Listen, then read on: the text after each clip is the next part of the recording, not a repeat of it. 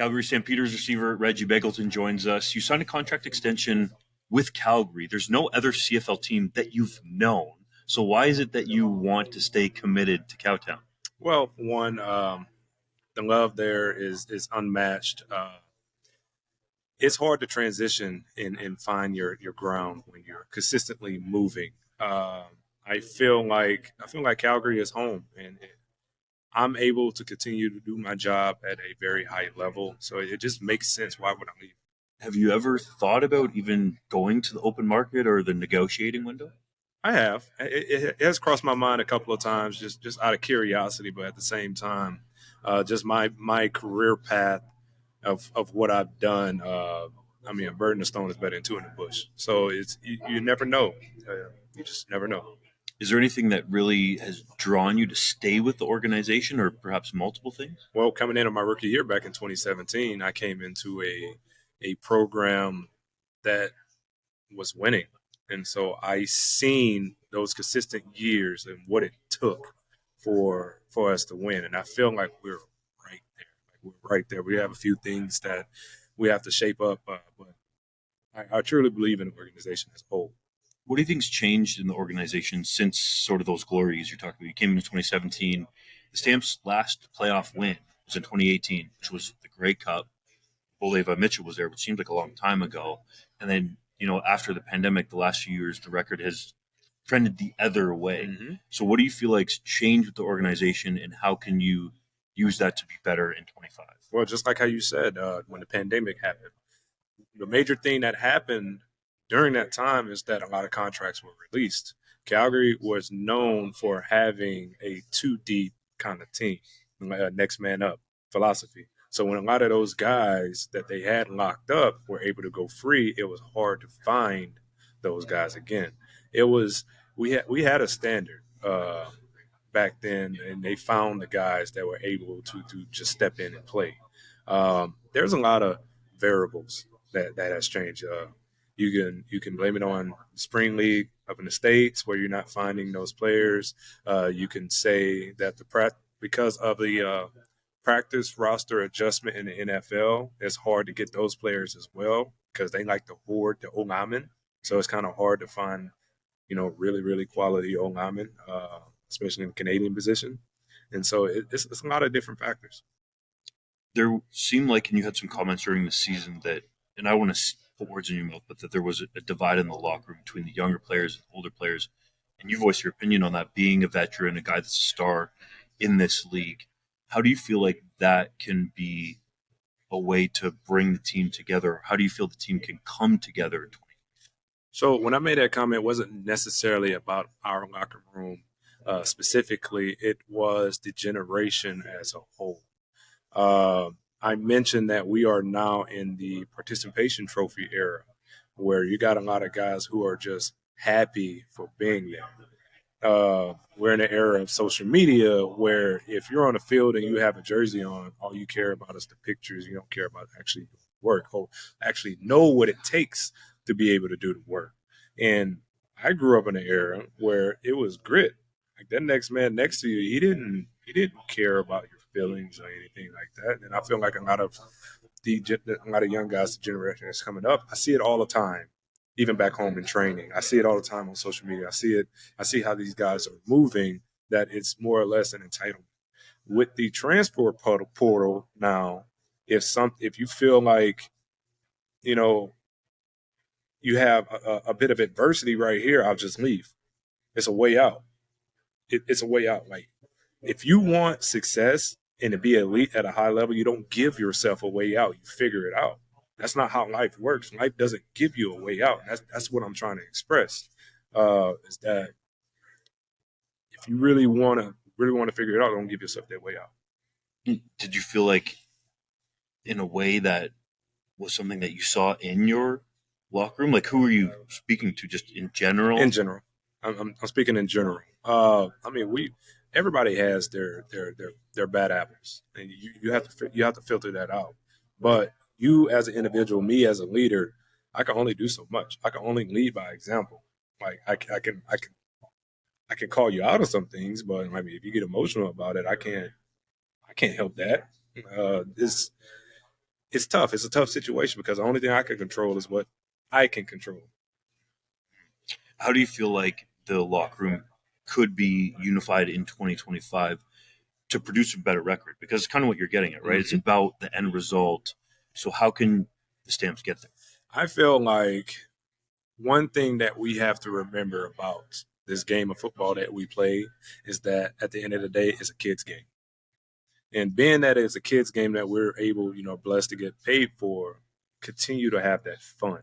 I feel like people take the game too serious and let the political aspect about it run their everyday lives. If you go in that locker room, you go to practice, you have fun with your team, there's a lot of things a lot of positive things that can happen. You don't let the stress of adversity or the unknowns, you don't allow that to be in the forefront of your mind, but yet you're able to adapt and adjust. How we was talking about adjusting.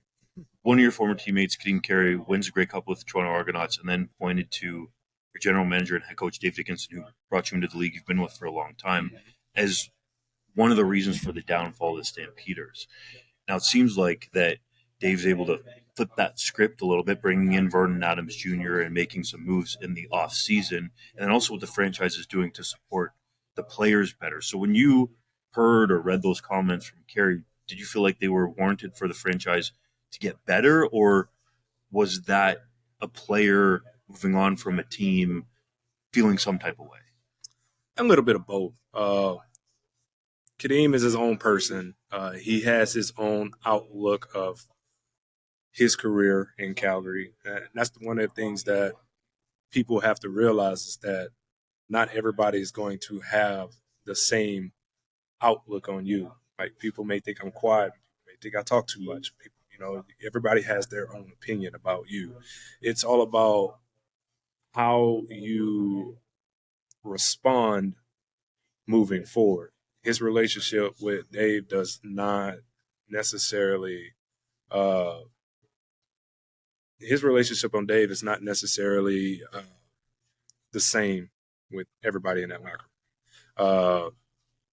Communication is a big thing. You can argue and say, like, you can ask him questions like, did you go up there and actually talk to Dave? Did you get his opinions about, did you talk to him about the franchise and how, what direction it possibly can go? Did you have these conversations? I mean, we don't know. That's between them two. I've had those conversations. I understand what the vision is and what we're trying to do. So I'm not going to solely say that it was him that the franchise went the way it is, because how I mentioned earlier, there's a lot of variables. There's a lot of different variables. Could some things have gone better in the last 4 years? Yeah, but you adjust and you move on. That's part of it. That's life. And that seems like what Dave Dickinson has done, right? Like he took in the comments. It didn't seem like, at least when I asked him about them, that he was necessarily angry. He could understand why a player that left, or Mm-hmm. perhaps, I don't want to categorize it the way, but wasn't wanted back, or however that contract transpired, that he sort of took heed to that. And he also wanted to improve the way that players were treated based off the Canadian Football League Players Association report card. So when you see what the Stampeders have done in the offseason, obviously one of those big pieces was bringing in Vernon Adams Jr. at quarterback, and the way that they're talking about supporting the players, perhaps you've already experienced it Mm-hmm. in a better fashion. Does that make it seem like to you that the Stamps can get back to those winning ways that you talked about off the top that you're used to? Absolutely. And one thing I believe is that we have the right players in place. Bringing in VA, I've spent a full week with VA a couple of weeks ago. We had a little mini camp in Houston, and that was my first time really, really interacting and seeing VA out of his element and seeing him the real VA, and it's a lot of positivity there. I mean, the only time I really ever spoke to VA was after the games and, chopped up for a couple of seconds and everything like that. But you can always tell he's a really good guy. But now having him as the head of this team and him being able to actually open up and show personality, I feel like we're in the right trajectory. One thing that Dave did say that going into this offseason and going into free agency is that we recruited players that actually want to be here. And that also goes back to how I was saying about people having a way out. Like, it's football. You focus on what's in front of you right here. If you're playing for Calgary Stampeders, it's about you trying to win a championship. Everybody, yes, you have your individual goals. You have your individual goals for a receiver. You have your yards, touchdowns, how you want to do things, right? But at the end of the day, if you're going every day and you're being a good teammate and you're trying to win a championship for this team, those numbers will come naturally, because it's all unselfish ball. Everybody gets to eat. Makes a lot of sense. Who else was at the week full of workouts in Houston? It was me, BA, Rhymes, Tevin Jones, and Jalen Phillips. And a rookie coming in, Dalen Ball. That's a lot of. That's like the whole receiving group right there. The starters, at least. Well, yeah, predict the starters. Yeah, true. Good way to predict the starters. Everybody's going in there for a job. My job is not secure. I look at that every offseason I go into, every camp I go into. I'm treating it like my rookie year, because you really don't know when it's going to be your last. And me being a veteran guy, you tend to become a little bit expensive. I understand the politics of the game. They're always looking cheaper. So I put that in the back of my mind. I don't try to give no air in between, no doubt. Yeah, I'd have to double check my numbers here, and I hesitate to say it on the record, but you're in that elite class in the CFL, right? You got your starting quarterbacks, and then for me, the guys that are making $200,000 plus are the elite players at their position. And I say quarterbacks just because they're in a different stratosphere, but you're right. Like, there is a different way that you have to approach it. So does that change how you go into a season, like knowing that you have that financial backing? Because it doesn't sound like it does, at least for your approach to training camp. Absolutely not. No, the dollar sign makes no difference for me, because at the end of the day, I'm continuing to play this game because I want to win. I want to win. The dollar sign helps further my career after football. That's also another focus. But while I'm in the game, I'm in the moment, and I'm trying to win for this team. Can you see yourself being a Stampeder for your entire career, one team? That would be a blessing. I would like that, but that's very highly unlikely. I'll pray for it. Seems like you maybe never thought of it. I have. If it happens, it happens. I try not to think too much of it because that's out of my control. All I know is that I'm here for the next 2 years, so I'm going to focus on that. Got you. In terms of Vernon Adams Jr. coming in, you said you haven't known him a lot, except for that week in Houston. Mm-hmm. From an excitement level perspective, what you've seen on tape, what can he add to the offense? Explosion. I feel like he's the type of guy that's going to allow you to do your job. He's going to give you chances. One thing I learned being under Aaron Rodgers is that everybody has a specific job, right? You focus on that job. That's all you can do. The quarterbacks are meant to throw to this spot, and you are meant to be at this spot. So as long as you have this everything is in sync, everything should work out. Yeah, and that comes with communication. For every healthy relationship, there is always a positive aspect of over communicating. Us as grown men, we can't be emotional when it comes to adversity creeping in. You have to set your side of pride and be able to listen and try to figure it out together. It's interesting you mentioned Aaron Rodgers, because they're not exactly the same, but he had the ability to extend the play, which Vernon Adams Jr. does. Mm-hmm. That's a little bit different from Jake Mayer's style. As a receiver, how do you view that and then adjust to it? I've had multiple quarterbacks since I've been in Calgary. I've had multiple quarterbacks. Technically, everybody can say that, but I've never really had an issue with any quarterback I've had. And the reason why is because I take pride in my job.